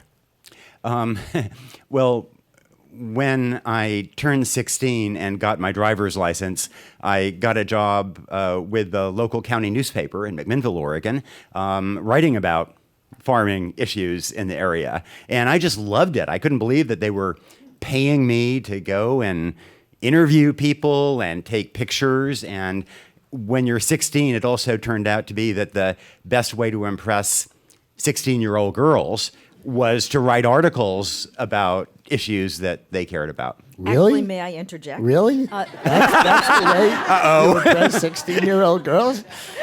Cheryl? May I just add a little tidbit is that I heard from his mom and dad that when he was 5, they gave him a little toy that was a newspaper kit. And so his first story was man falls off bike when his dad fell off the bike. Cool. You grew up, Cheryl, on the Upper West Side, I see, and you're an investment advisor at a securities firm in addition to doing this kind of work. What did you want with this sheep farmer? Well, actually, we got married and ended up in China. That's where our first assignment was, and it was an incredible time. China was just moving from a real communist socialist country. We still think it is. I know a lot of people still think it is, but it really was turning into a more market-oriented and obviously now more capitalistic economy. So it was a very interesting time for journalism. So, Nick, can you start to tell us what happened to the people you grew up with? Yeah. So essentially, so Yamhill is basically a lily white community. And in the 1990s, I'd say that there was a lot of quite invidious commentary about struggles in America's African-American communities and discussion about how this was because of black culture, quote unquote. And there was talk about deadbeat dads and self-destructive behaviors, drugs, family breakdown, and so on. And then, meanwhile, the great Harvard sociologist, William Julius Wilson, said, no, it's about jobs moving away. And he was exactly right, because when jobs left lily white Yamhill, Oregon, the same things unfolded. And in particular for men whose identity was very much wrapped up in their job and the idea that they were providing for their family, then when they couldn't get good union jobs the way their dads had, then they self-medicated with meth and other drugs. And alcohol. They got criminal records. They became less employable. They became less marriageable. The local institutions, churches, other organizations could not handle this crisis. And this very, very strong social fabric in this community just completely ripped apart very quickly. And so kids began to grow. Well, so a quarter of the kids on my old school bus passed away from drugs, alcohol, suicide, reckless accidents. Wow, a quarter. A quarter. And in the excerpt in the Times, we talked about the family who they got, the 5 kids, they got on the bus right after I did. And the Knapps, Farland was my year, a very talented woodworker, very capable guy. The whole family was smart. And Farland, Zealand, Nathan, Regina, and Keelan. Farland died after years of drug and alcohol use. Zealand died in a house fire when he was passed out drunk. Nathan blew himself up making meth. Regina died of hepatitis linked to drug use. And Keelan survived only because he was in the Oregon State Penitentiary for 13 years. And meanwhile, their mom is still going strong at more than 80. Their grandmother just died recently at 97. But their generation just imploded, and their kids have been struggling. And, it wasn't just that. There was another family of 5 kids also on my bus. 4 of those 5 kids are also now gone. Another family with 4 kids, 3 of the 4 are gone. It's just, it's a little like the Great Depression, except that then at that time mortality did not drop. Now this is not affecting Wall Street, it's not affecting Manhattan, but for so much of America, it is absolutely another Great Depression with life expectancy falling as well. Yeah, and so Cheryl, when Trump gave his inaugural address, known as American Carnage, widely mocked by people from, George W. Bush down. Bush sitting next to Hillary Clinton at the inaugural called the speech weird SH, and et cetera. Was it more spot on than people sitting here in Lower Manhattan with us might like to admit? I think that it may be more spot on than he himself realizes, because, we didn't realize what was going on because a lot of this happens behind closed doors, and you have to really probe and inquire. we had known, I mean, I've been going to Yamhill for decades, and we had known some of these people. One of them, Clayton Green, worked on the family farm, and he would be there almost every day, and we'd talk to him. You know, he'd have a smile, he'd laugh, and you didn't know what really was going on. But then when we started reporting this book out and we started probing a little bit more deeply, that's when the stories, the pain and the suffering and the history and the dysfunction came out. And so I'm not sure that his inaugural really the speechwriters really understood the pain and suffering that's going on, but it really is going on in a segment of society that most of us, certainly here in New York City, we just don't encounter. I mean, clearly we hadn't encountered it, and we even go to Yamhill. So it's also not something that people want to talk about. It's not, they're not going to broadcast it's not just dirty laundry. This is pain and suffering. Yeah. And a major theme of the book is that suffering in working class America, if we want to call it that, was not inevitable, but rather reflects decades of social policy mistakes and, how you put it, gratuitous cruelty toward the poor. And as an example here, I'm thinking of a veteran you met, Daniel McDowell. Shelley, you want to stay with this and tell us a little bit about his story and where this gratuitous cruelty, as you put it, comes from? Daniel McDowell is a really interesting fellow. He's of Guatemalan origin. He enlisted in the Army, and he immediately was a rising star. He was top 10% of his non-commissioned officer class, but all of his bosses found him dependable, reliable. He thought he was going to be a lifer. He loved it. So he went out to Afghanistan. On one of his episodes there, he basically was in a Humvee with some comrades, and they hit a landmine. So everything blew up. He thought he had lost his legs. He had to feel with his hands because he couldn't feel his legs. They were still there, thank goodness.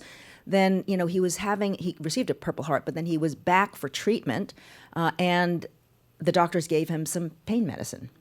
And, lots of soldiers get pain medicine and it heals, but he kept having to take a little bit more because the pain pain medicine wasn't working as well, to the point where finally the base medical clinic said, we can't handle this. We're going to refer you to a pain management clinic just right outside the base. So he goes to this pain management clinic. At the time, this was when the pharmaceutical companies were really pushing opioid pills as pain management, and they were non-addictive. This is what a lot of the pharmaceutical salespeople were saying. It's non-addictive. We have research that shows it's non-addictive. Well, that turned out to be wrong, and in fact, Daniel got hooked. He got addicted, and finally, they switched doctors on him one time, and the doctor looked at his, his prescriptions and said, "You're on more opioid pills than I would give a cancer patient."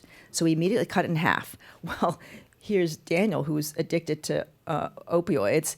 He went out on the street and started buying heroin, and that's when it really went downhill for him. So he lost his job, he lost his wife, he lost his son, he lost his home. He was out on the streets. In 2013, his father basically broke off relations. It was only his mother who stayed in touch, and she finally, found this place called Baltimore Station. And this is where it's really important to understand that there are solutions. Baltimore Station basically took him in. They're a shelter for veterans suffering from homelessness or addiction, and they took him in and they were healing him.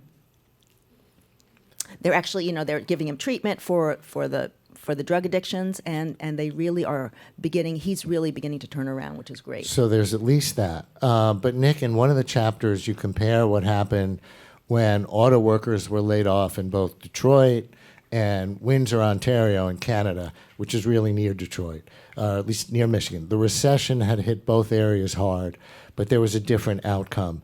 Tell that story and why it matters to your story.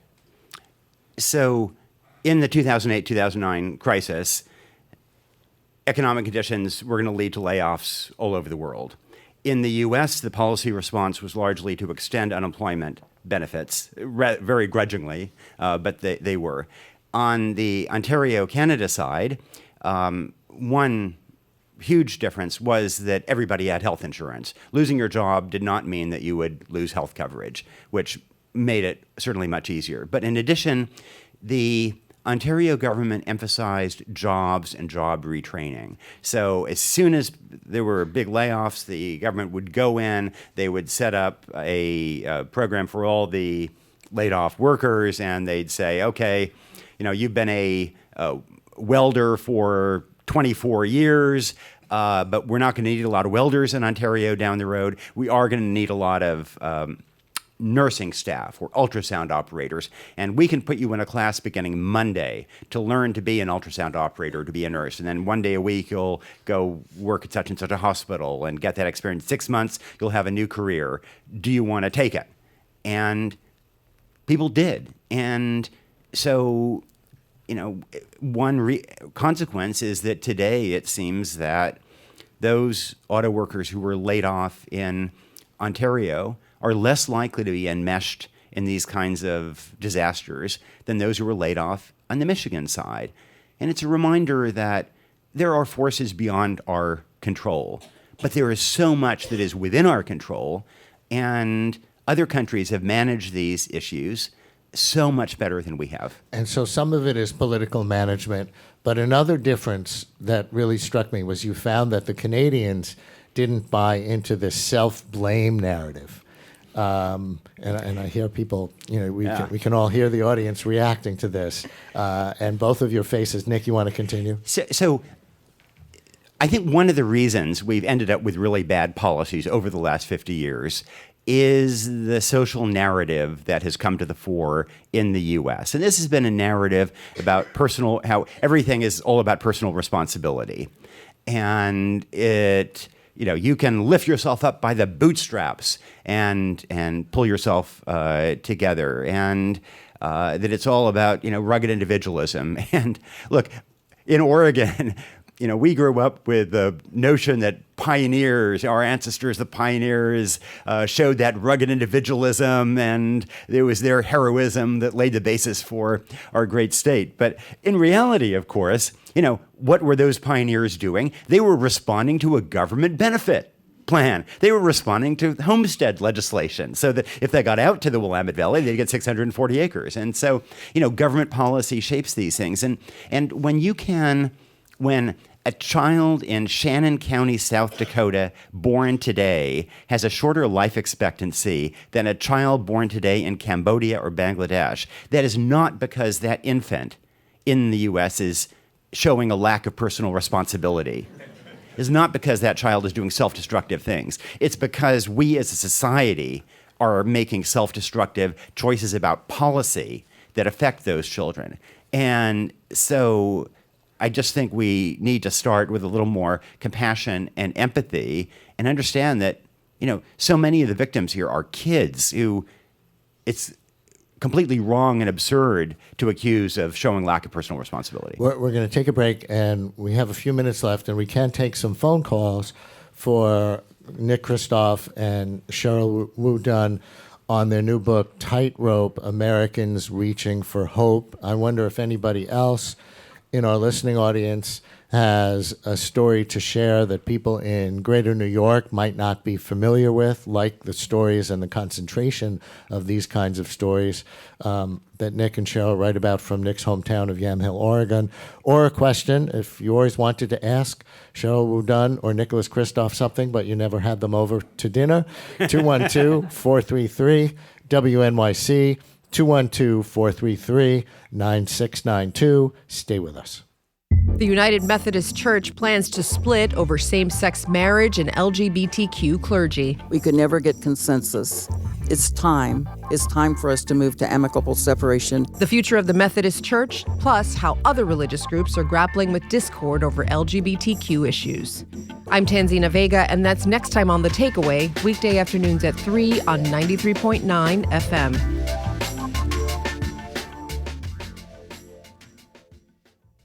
WNYC is supported by Rutgers University Continuing Studies, offering online opportunities for professional development and for fully online degrees. Rutgers, your lifelong learning partner. More info at lifelonglearning.rutgers.edu. Join New York Public Radio's Community Advisory Board in conversation with Chief Executive Officer Goli Sheikh al-Islami and share your feedback about WNYC tonight at 6:30 in the Green Space. Details at wnyc.org/cab.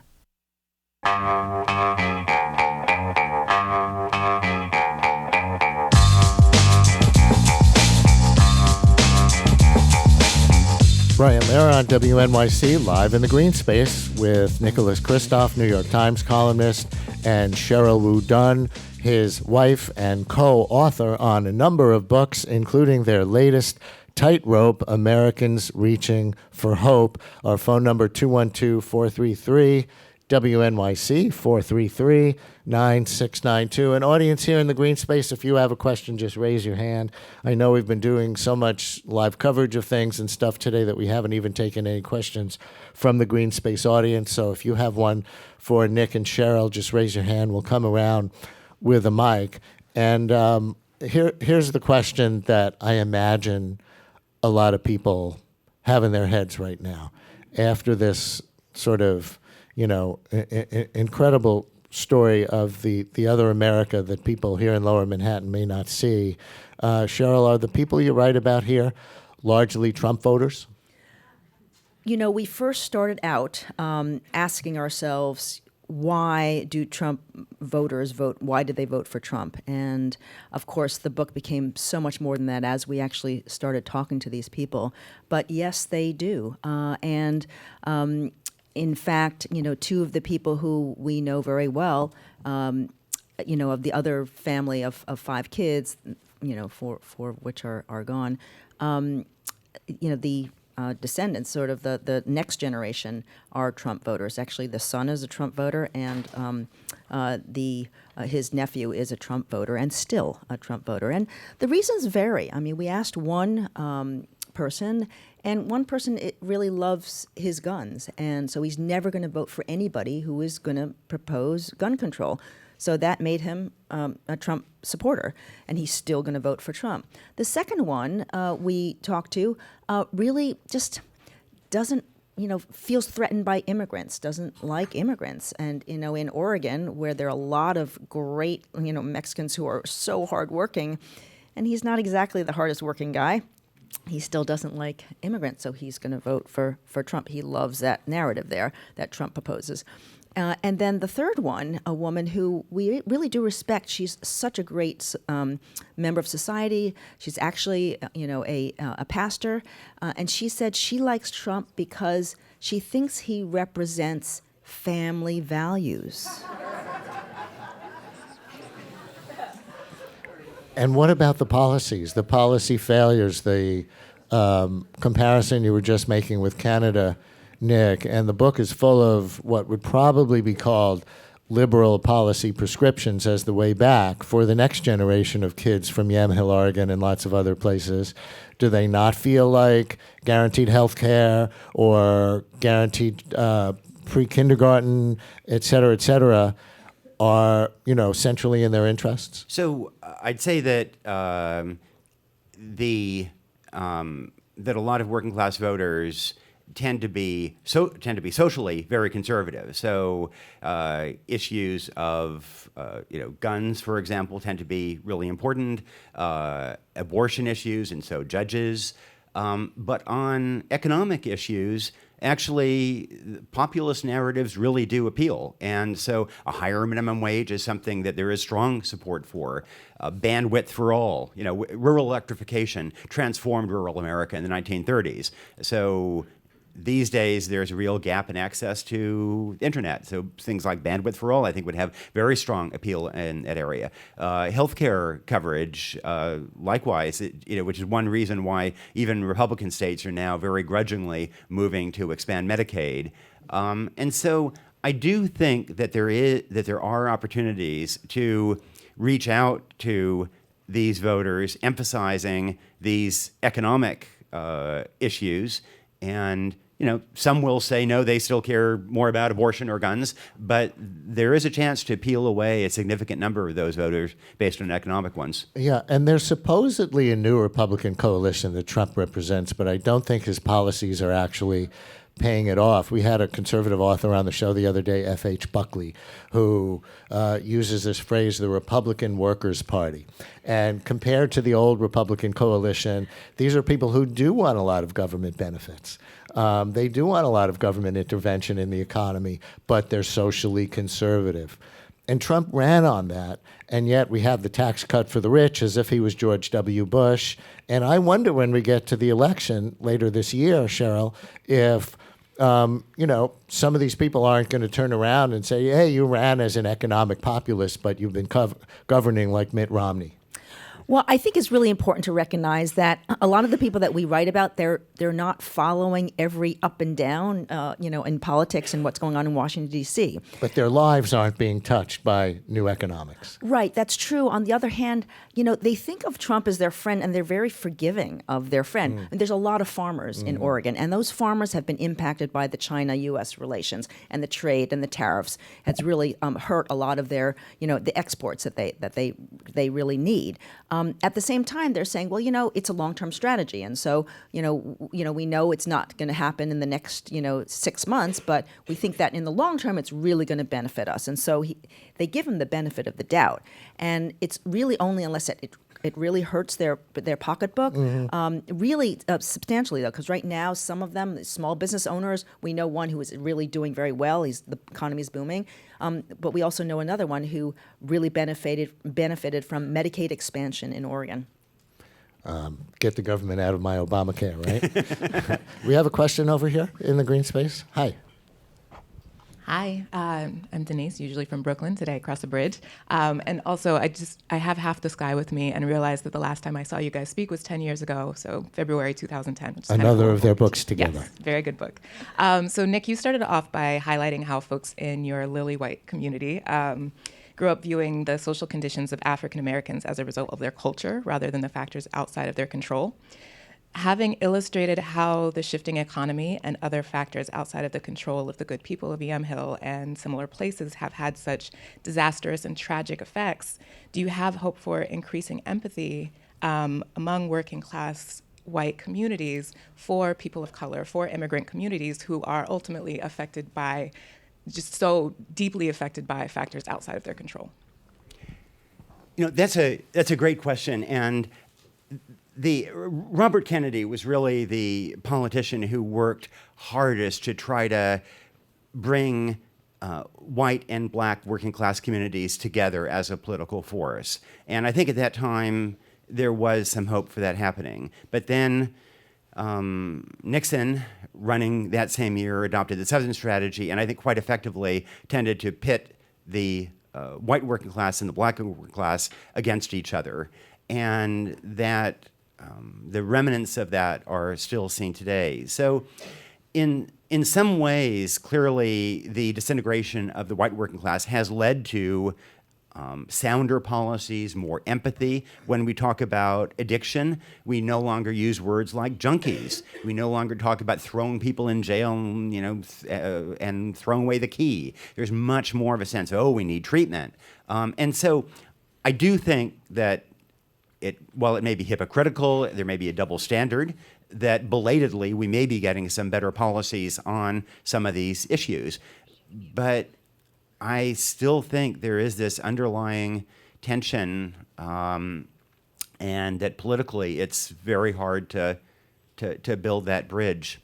I also just want to say, apropos of Half the Sky, so we wrote Half the Sky partly because it was an issue of justice and right, that there is so much abuse of women around the world, but also as an economic issue, that the world can't prosper and thrive if half of its population is not empowered. And likewise in America today, this country can't thrive and succeed if half of its population is not empowered. So last question, if you're willing to play political analyst in this way, for both of you. Cheryl, you first. Did you watch the debate last night? And do you see any Democrats who are in or not in the debate but still in the race who you think can connect with people in Yamhill, Oregon in a way that matters? Or maybe that's not even the key to beating Donald Trump. I do think that we did see some of the debate last night, and I do think that some of them are trying. Certainly, Senator Warren and Senator Sanders are trying to reach out to the working class. Senator Warren tends to use the middle class more than she uses the working class, and Bernie Sanders has, mentioned the working class. I'm not sure that they yet really know how to talk to them, and I think that's what's very masterful of Trump. He just knows how to. Even the language he uses, he's very good at speaking to, these people. And so far, the very hyper-educated Warren and Sanders just, haven't gotten that yet. Nick? So I don't know which politician will be the one that will succeed in building that bridge, but I think that it's about, acknowledging the pain and suffering that is out there, which is what Trump did with the American carnage, for example, but also about offering hope. And the reality here, and it's something we try to emphasize in Tightrope, is that there are ways to address this suffering. We have the toolboxes that they aren't perfect, they're not going to solve every problem, but they can dramatically reduce it. And, can I tell a very brief story? So there was a 15-year-old girl in Missouri who was she was doing well in school, but her dad lost his job. Her parents fought. She dropped out of school at 15. She works in a donut shop, and then. A guidance counselor mentions her case, a bright girl who had to drop out, to a local college teacher who tells her to take the GED. She does brilliantly on the GED, and this college professor says, "Oh, you should go to college." This girl, Mary Daly, says she can't. The college teacher says, "I'll pay your first semester." Well, she does brilliantly at college, earns her master's and PhD, and gets a job at the Federal Reserve as an economist, and is now president of the Federal Reserve of San Francisco, focusing on issues of inequality. Moral of the story? The moral of the story is that there is so much capacity and potential out there that is untapped, and that if we invest in human capital, the returns will not only go to that individual, but to America as a whole. And you never know where the diamonds are. Please thank two diamonds from the Green Space stage, Nicholas Kristof and Cheryl Wudunn. Their new book is called Tightrope, Americans Reaching for Hope. Thank you so much. Brian Lehrer on WNYC. Coming up next here in the Green Space, Roz Chast and Patricia Marks from The New Yorker. Stay with us. On the next Fresh Air. Whatever you need me to do, I'm available. Our guest will be Martin Scorsese, whose new film, The Irishman, is nominated for 10 Oscars, including Best Picture and Best Director. We'll talk about the film and his memories of growing up in New York's Little Italy and how that's influenced his movies. Join us. Weekdays at 2 on 93.9 FM WNYC.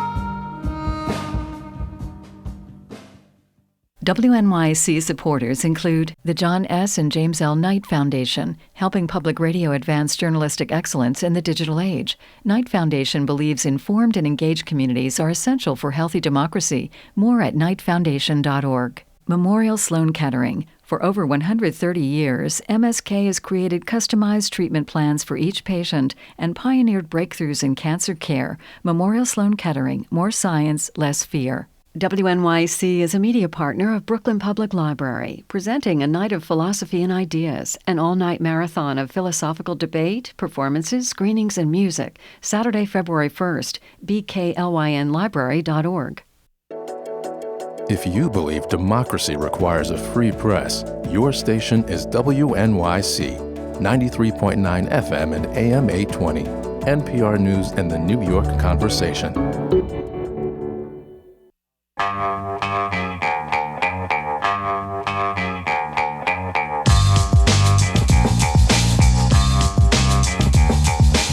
Brian Lehrer on WNYC, and with us now, New Yorker Magazine humorist Patricia Marks and New Yorker Magazine cartoonist Roz Chast. Together they have a new book of...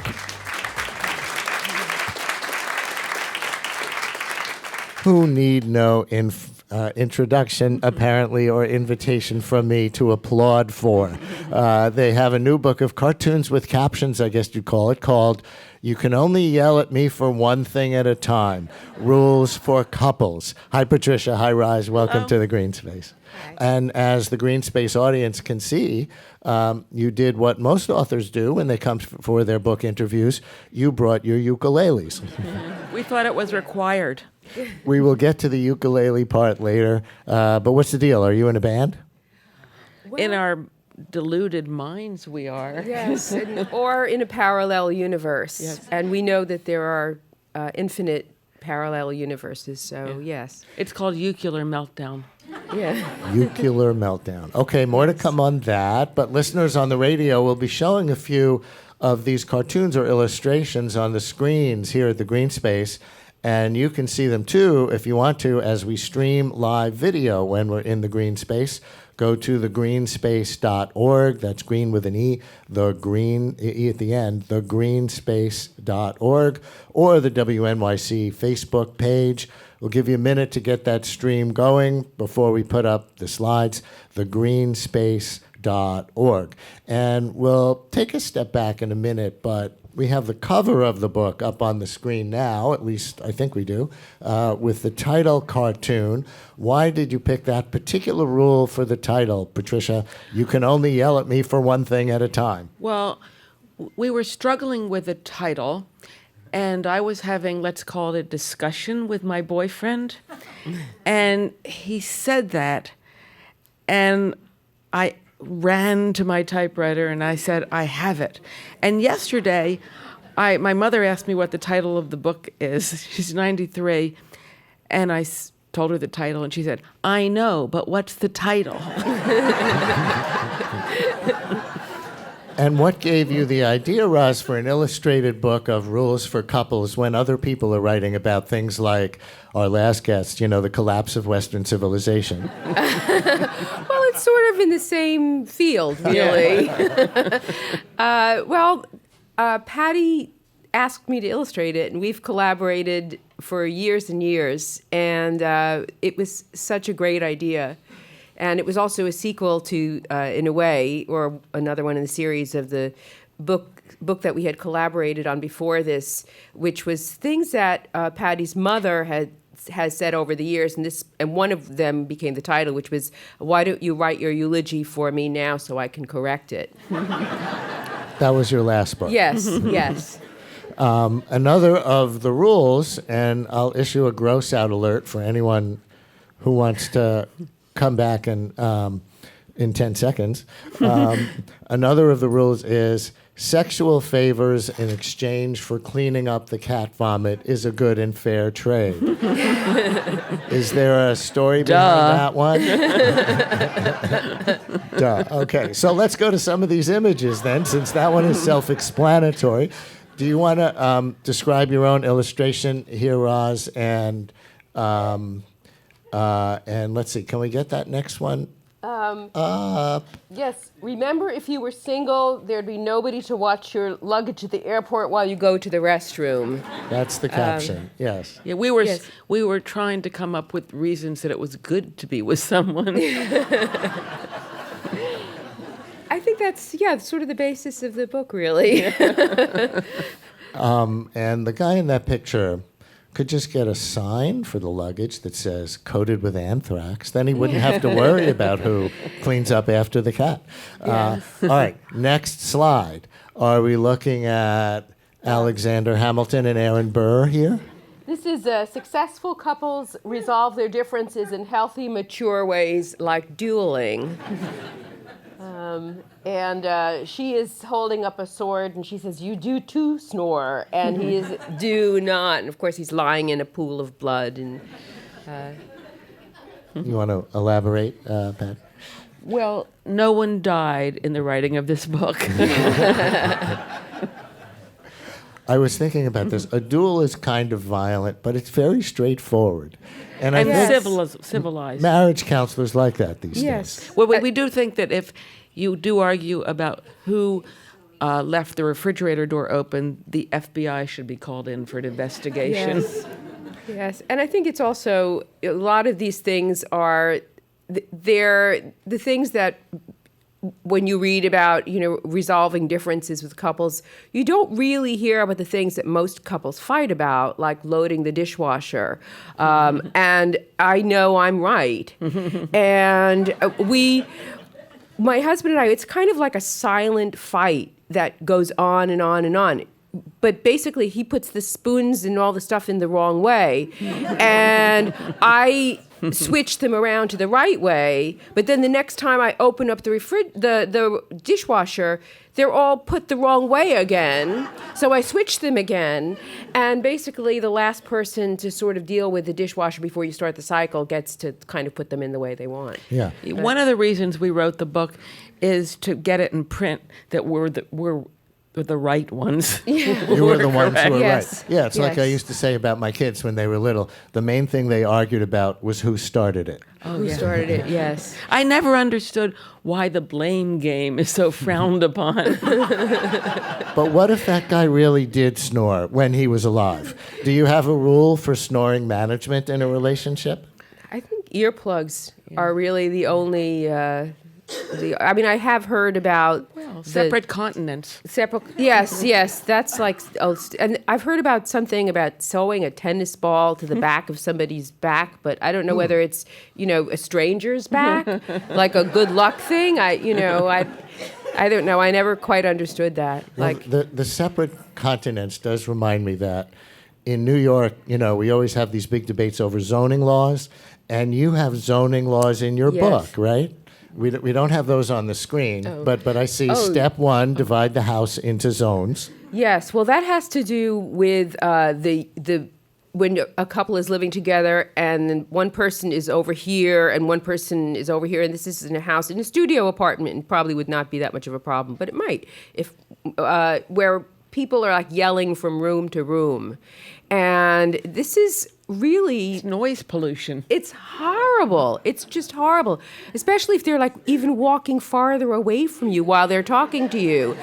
And then they accuse you of like, my husband will say, Roz, I think you're losing your hearing. And it's like, I am not. I have excellent hearing, but if you're starting to like walk, across the street while you're still talking to me, that's, I'm not going to hear you. So we've divided this space into zones, but the problem that my boyfriend and I have is that we argue about what constitutes a zone, because I believe correctly that the bedroom is one zone and the bathroom next to it is another zone, zone B.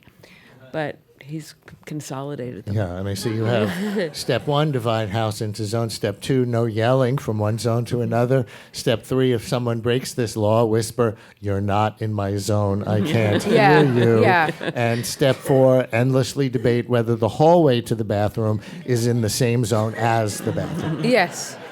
I think you know how I feel about that. Listeners, we may have time for 1 or 2 of your own rules for couples. 212-433-WNYC, 212-433-9692 with Roz Chast and Patricia Marks from The New Yorker, whose new book is called You Can Only Yell at Me for One Thing at a Time, Rules for Couples. Let's see. Let's go on to the next slide. Let's see where I left off here. I got sidetracked by that whole zoning debate. I think I'm seeing something that looks very much like the electricity panel in the basement of my old apartment on Amsterdam. Can you describe this for us? Yes, this is if the electricity goes out in the kitchen and neither of you knows where the fuse box is, it's time to move to a new house. And it's like stuff that is in the basement, basically, which is my husband's sort of lair. That I don't know anything about fuse boxes, and that's his department. But yeah, fuse boxes. I don't know whether you have this slide, but one of my favorite slides is the Wordmeister. No, I don't slide. have that one. Sorry. That one is if one of you is the Wordmeister in the relationship, don't correct every little thing. Save it for when you cannot bear it anymore. And the illustration is a woman with her suitcases packed. She's about to leave. She says, "If I, that was the last, irregardless." And part of the reason why I need to bring this up is that I just heard yesterday that the word "irregardless" has been accepted. I know. It's in the yes. That was my reaction too. I know, and the reasoning was that it's a regional a southern preference. regionalism. So we're seceding.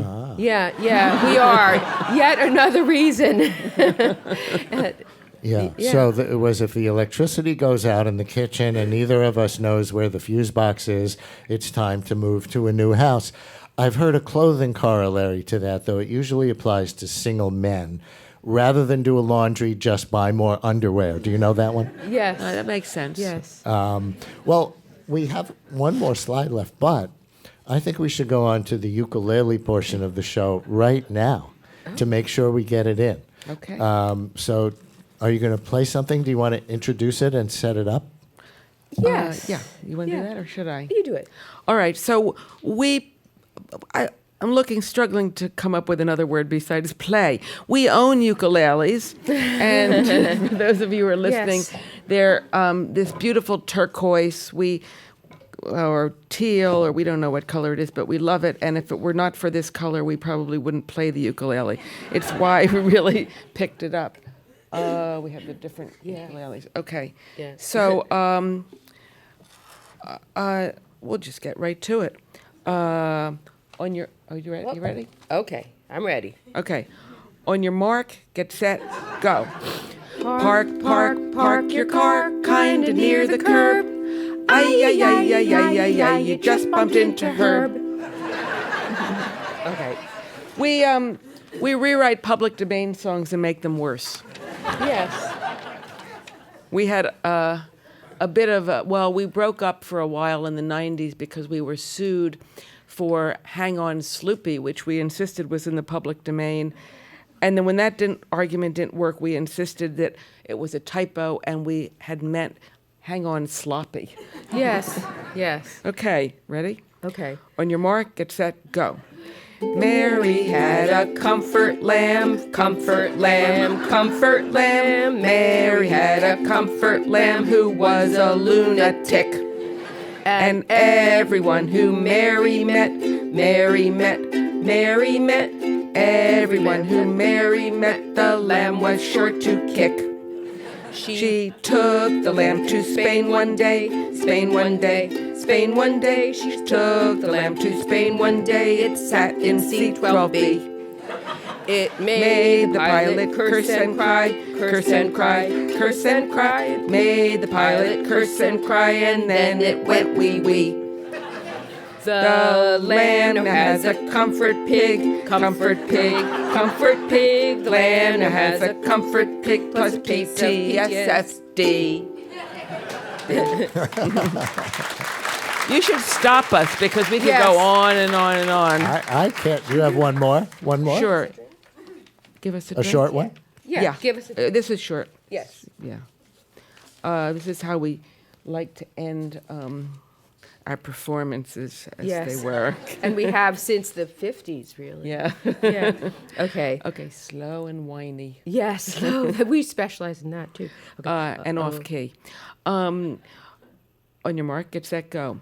Oh, give us a drink, not a drink from the sink, but a drink from a Western saloon, or maybe some wine of any old kind to delude us we're crooning on to you.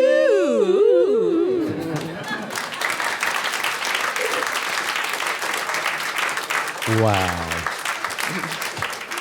So I have a question about these rules for couples. Did you have to invoke any of these rules with each other while you were writing this book? No, we're perfect. Yes, we've never had a disagreement. We don't live together, so. Yeah. A lot of fights are just because two people are never meant to share a space that's any smaller than a continent, really. Yeah. And, but we've traveled together on book tours, and we have shared the same row in an airplane, and we get along very well with the armrest. We yes, share that's very true. The armrest. That's Just true. like, I think we're also both compulsively early people. Yeah. So that's, one thing that often happens in couples is that one person likes to play brinksmanship and leave just almost no time to get to the airport, and the other person is just having multiple heart attacks. But we both like to. We got here last week for this show. Yes, yes. You never know about the you traffic. never know traffic. And this relates to the final slide that we'll put up from the book. I think many people have been in couples where one partner is chronically late. And Patricia, I see you have a rule for that. No, this is Is it the right one? No. Oh, can we go to the next one? Did I get this wrong? Oh, no, I guess not. Okay. The picture that I was thinking of, the late person is saying, but it's only 2:00 in Missouri. We will leave it there. I see that you have an event tonight at the Strand bookstore. That was last Oh, that was last night. Yeah, doesn't matter. Promo it so they'll feel really bad. That's right. Then I'm the chronically late person in this equation. Well, in that case, We'll be in Darien tonight. Where in Darien? Darien, Connecticut. Okay, we have listeners in Darien. Yeah. So, do you know the name of the venue? The Darien venue. So, Darien listeners, go see Patricia Marks and Roz Chess tonight at the Darien venue, talking about and playing the ukulele with excerpts from their new book, You Can Only Yell at Me for One Thing at a Time, Rules for Couples. Thank you so much. Thank you. Thank you. And thank you, listeners. Thank you, audience, for coming to the Green Space.